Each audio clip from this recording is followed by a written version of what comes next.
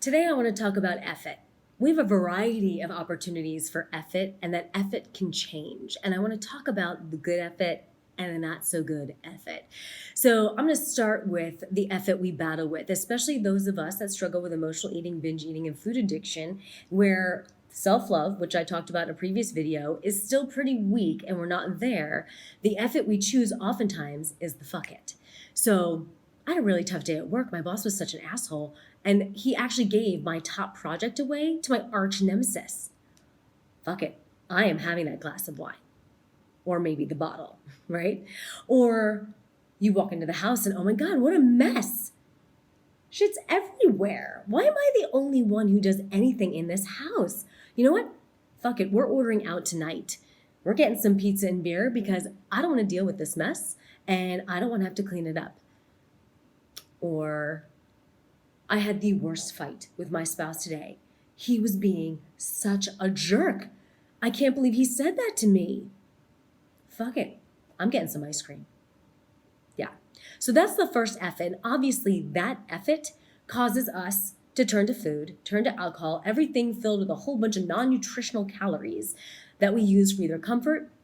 And then once we comfort, we once again go to fuck it and then start to punish ourselves out of shame and guilt because we broke our food plan. And instead of just the next effort, forgiving it,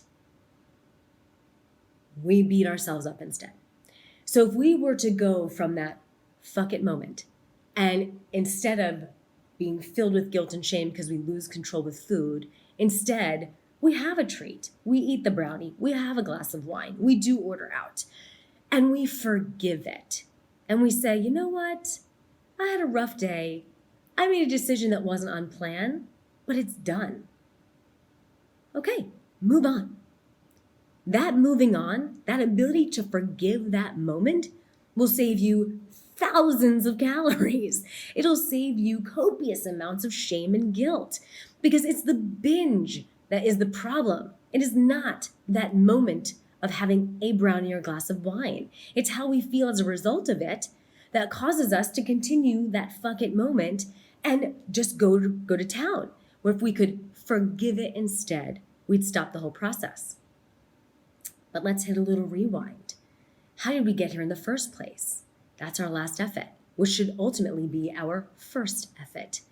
We got to the fuck it moment because our needs were not being met. And instead of fighting for them, we said fuck it instead. If we would start by fixing it, we wouldn't get to fuck it. And then we wouldn't have to forgive it, right? So what that means is my boss was an asshole today. I had an awful day. Sit and journal. What can I do about that?